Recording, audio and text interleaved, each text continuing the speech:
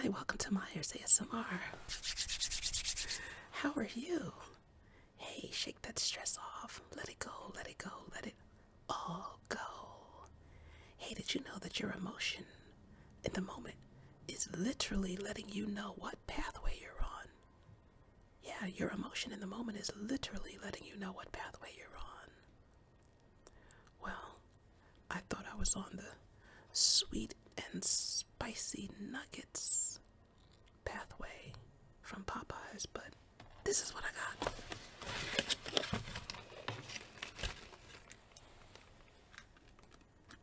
Doesn't look like sweet and spicy to me.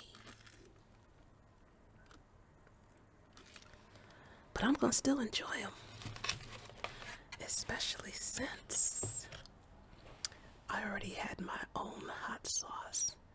So I put it into this dish. So let's see how I'm gonna do this. Guess I'll put this here. So let's just have at it, right? Don't they look amazing? They give you some big pieces too.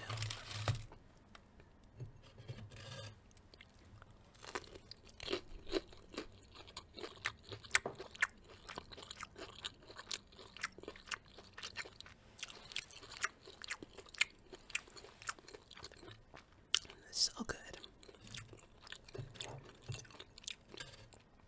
This sauce is super hot, so I'm just putting a dab.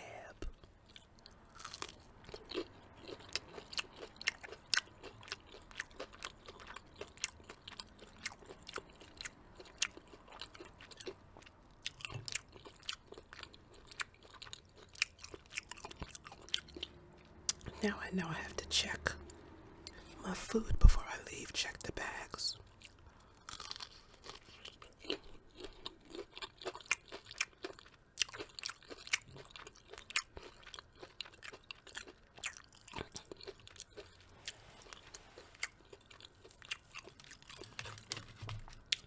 I thought they were gonna toss the tenders in the sauce.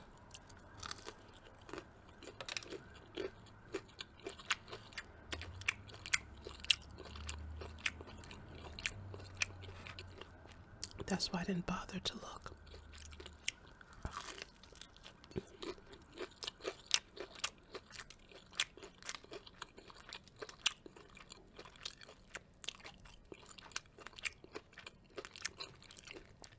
You know what? Looking at these, I think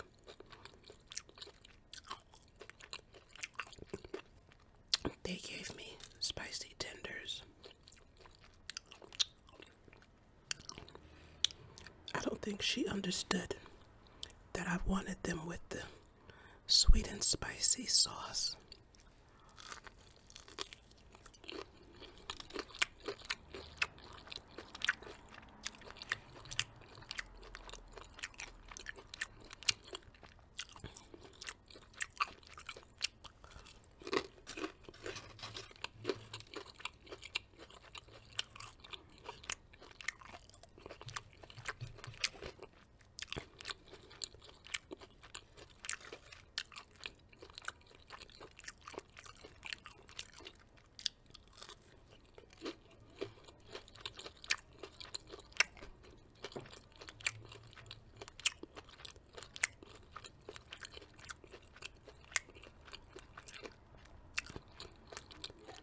Okay. I guess I don't eat there enough to specify that I wanted the sauce.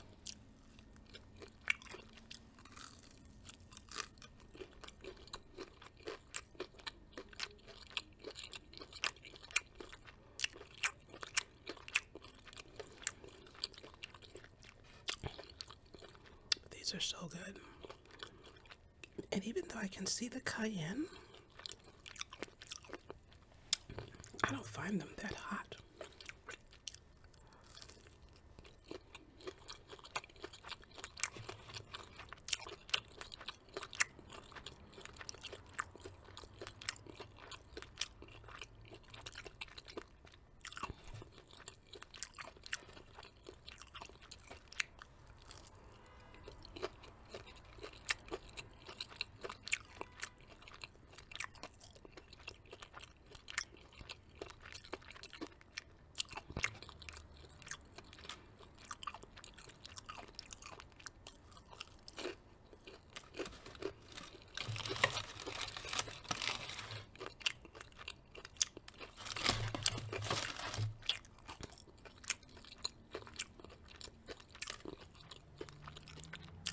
Doesn't that look crazy good?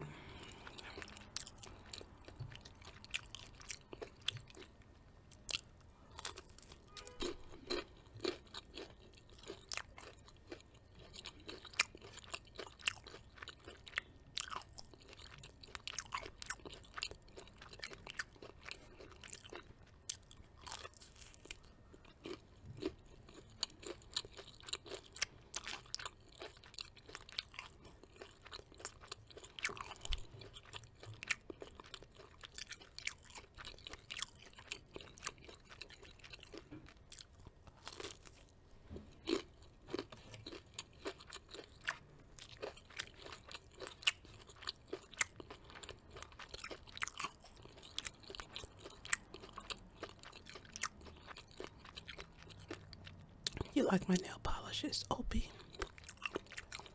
Opie lasts the longest.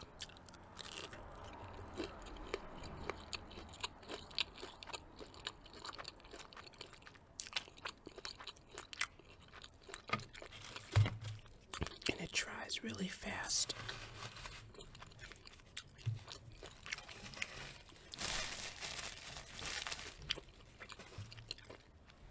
Marshall's has it for $5, which is a great bargain because it's about $10 or more in a regular store.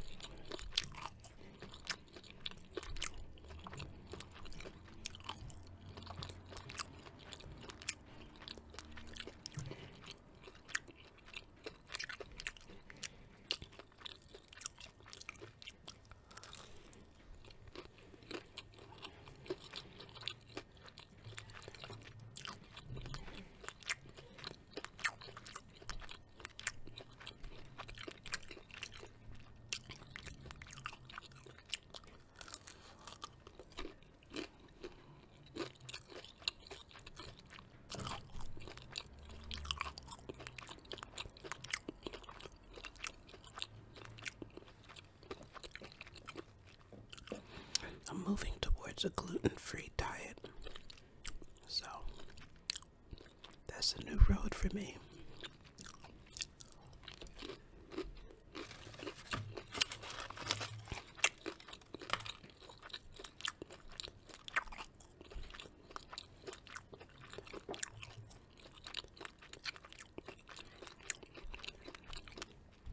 So good.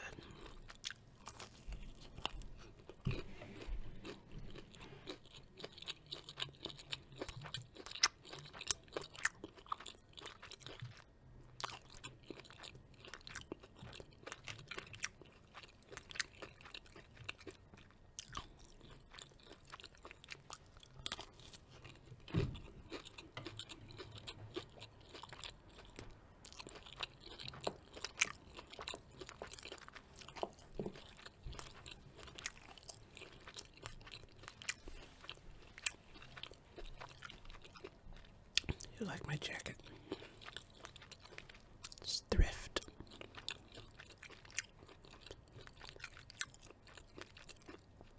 Why pay a lot if you don't have to, right?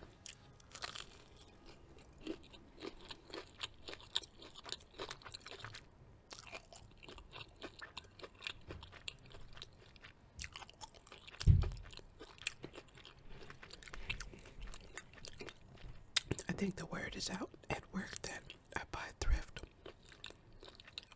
because they know on that salary.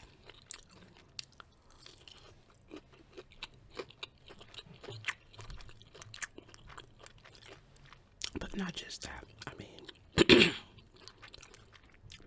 I openly brag.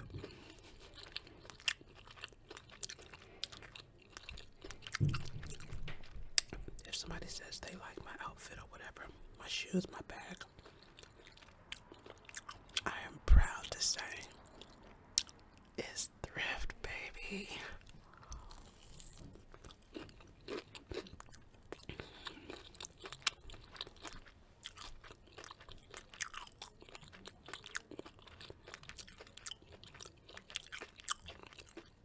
Because why pay a lot if you don't have to, right?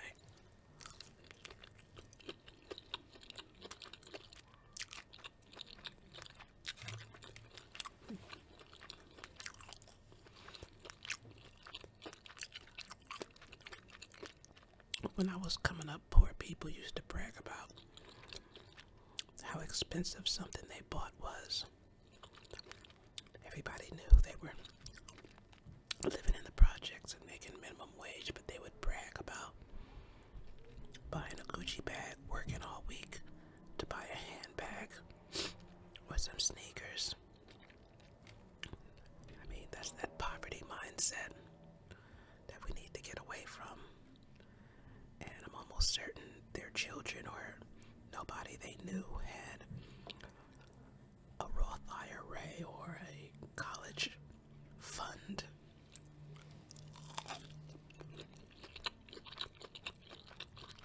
Priorities.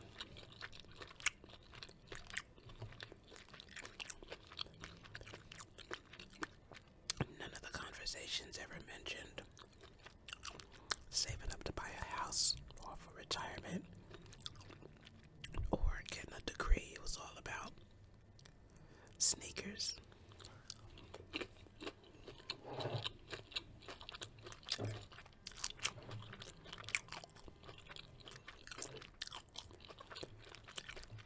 Get it together.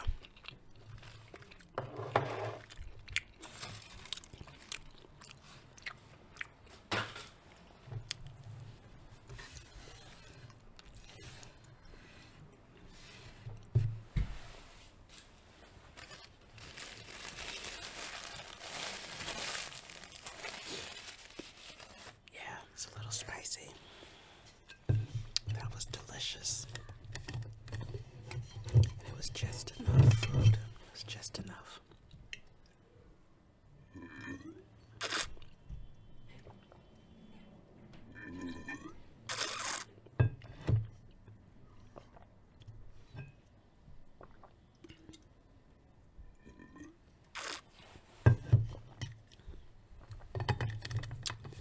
This is tea with lime. I bought a bag of limes because I made a sorrel, which is this Jamaican hibiscus punch. I made that for Thanksgiving, so I still have all these limes left over.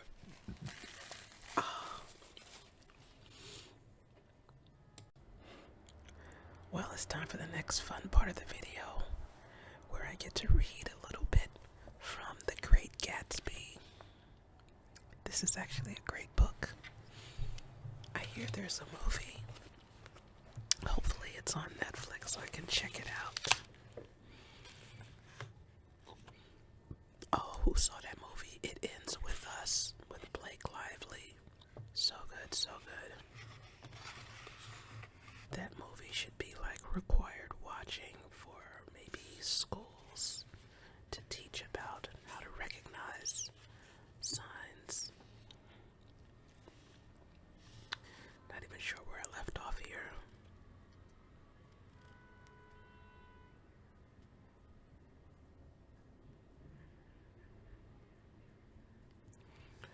Welcome or not, I found it necessary to attach myself to someone before I should begin to address cordial remarks to the passers-by. Hello, I roared, advancing toward her. My voice seemed unnaturally loud across the garden. I thought you might be here, she responded absently as I came up.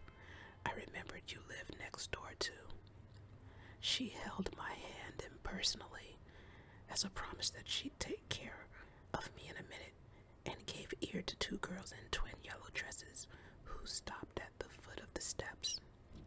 "Hello," they cried together. "Sorry you didn't win." That was for the golf tournament. She had lost in the finals the week before. "You don't know who we are," said one of the girls in yellow, "but we met you here about a month ago." "You've dyed your hair since then," remarked Jordan, and I started. But the girls had moved casually on, and her remark was a jest to the premature moon produced like the supper, no doubt, out of a caterer's basket. With Jordan's slender golden arm resting in mine, we descended the steps and sauntered about the garden. A tray of cocktails floated at us through the twilight, and we sat down at a table with the two girls in yellow and three men, each one introduced to us as Mr. Mumble. "Do you come to these parties often?" inquired Jordan of the girl beside her. "The last one was the one I met you at," answered the girl in an alert, confident voice. She turned to her companion. "Wasn't it for you, Lucille?" "It was for Lucille, too." "I'd like to come," said Lucille. "I never care what I do, so I always have a good time. When I was here last, I tore my gown on a chair, and he asked me my name and address. Inside of a week, I got a package from Croyders with a new evening gown in it." "Did you keep it?" asked Jordan. "Sure I did. I was going to wear it tonight, but it was too big in the bust, and it had to be altered. It was gas blue with lavender beads, $250. "There's something funny about a fellow that'll do a thing like that," said the other girl eagerly. "He doesn't want any trouble with anybody." "Who doesn't?" I inquired. "Gatsby. Somebody told me." The two girls and Jordan leaned together confidentially. "Somebody told me they thought he killed a man once." A thrill passed over all of us. The three Mr. Mumbles bent toward and listened eagerly. "I don't think it's so much that," argued Lucille skeptically. "It's more that he was a German spy during the war." One of the men nodded in confirmation. "I heard that from a man who knew all about him, grew up with him in Germany," he assured us positively. "Oh no," said the first girl, "it couldn't be that because he was in the American Army during the war." As our credulity switched back to her, she leaned forward with enthusiasm. "You look at him sometime when he thinks nobody's looking at him. I'll bet he killed a man."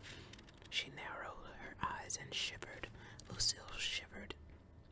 We all turned and looked around for Gatsby. It was testimony to the romantic speculation he inspired that there were whispers about him from those who had found little that it was necessary to whisper about in this world. The first supper, there would be another one after midnight, was now being served, and Jordan invited me to join her own party, who were spread around a table on the other side of the garden. There were three married couples and Jordan's escort, a persistent undergraduate given to violent innuendo, and obviously under the impression that sooner or later Jordan was going to yield him up her person to a greater or lesser degree. Instead of rambling, this party had preserved a dignified homogeneity and assumed to itself the functioning of representing the staid nobility of the countryside, East Egg condescending to West Egg, and carefully on guard against its spectroscopic gaiety.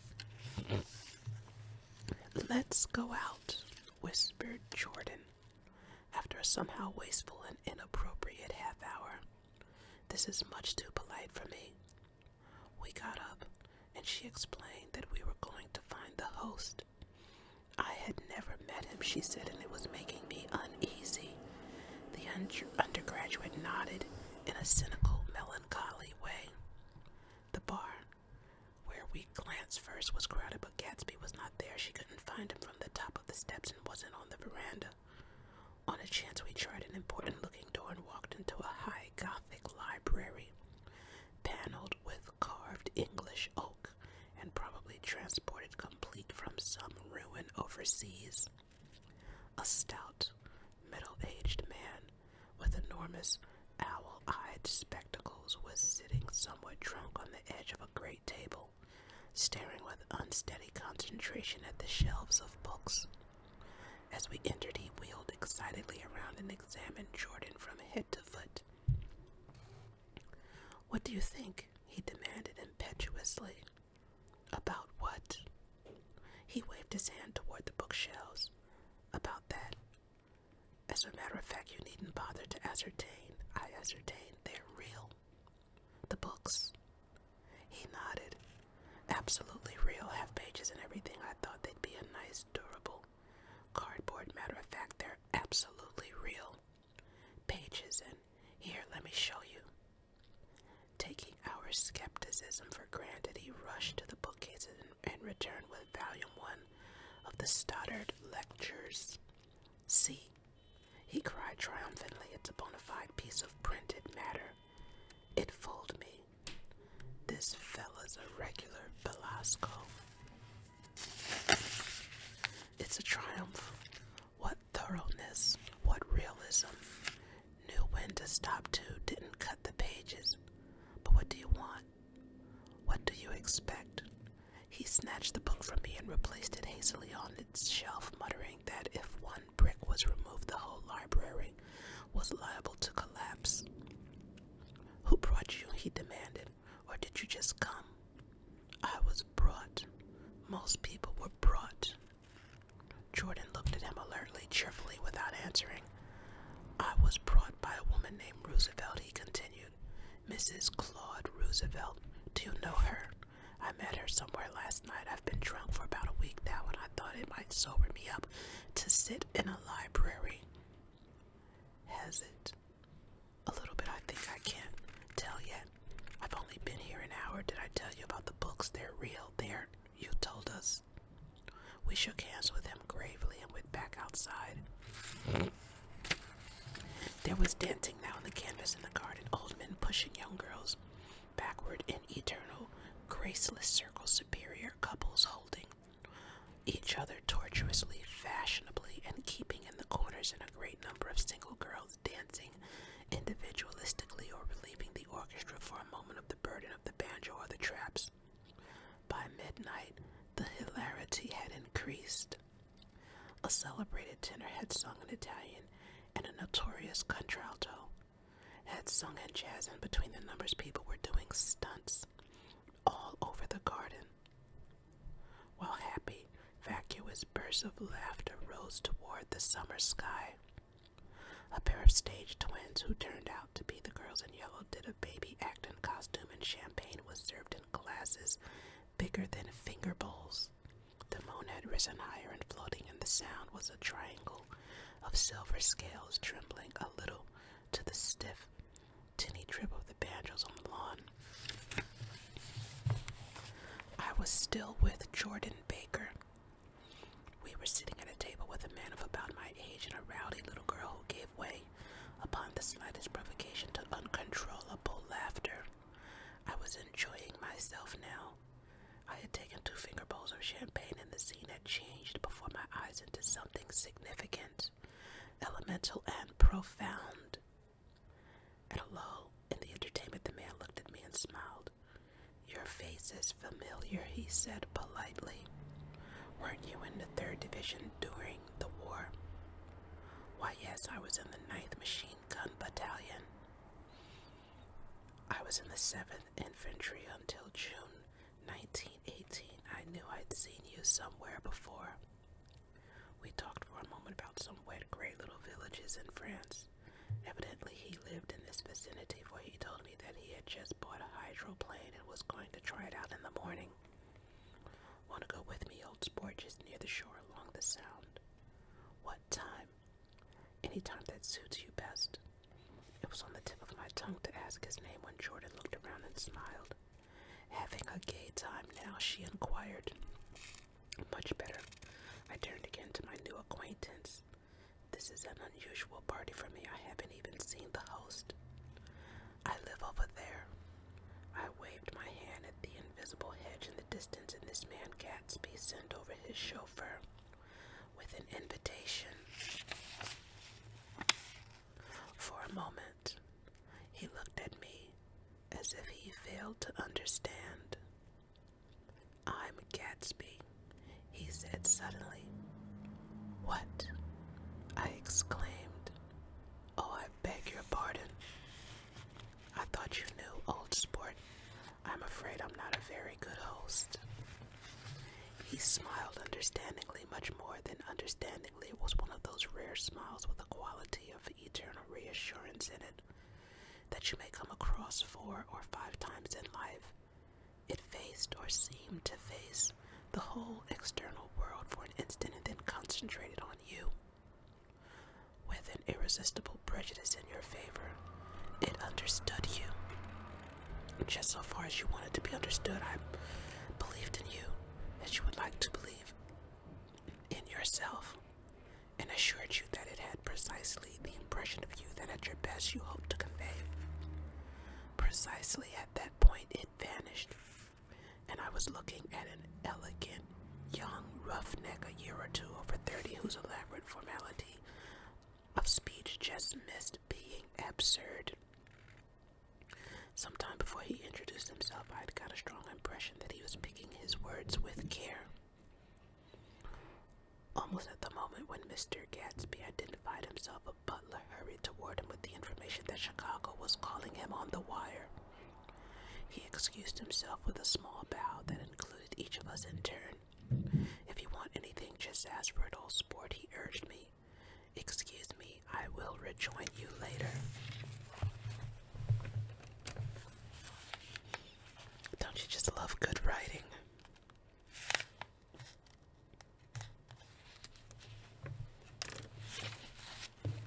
So I'm just gonna place my bookmark so I know where to come back to. Remember that your emotion in the moment is literally letting you know what pathway you're on. Your emotion in the moment is literally letting you know what pathway you're on. Hey, if you like what I'm doing here, like and subscribe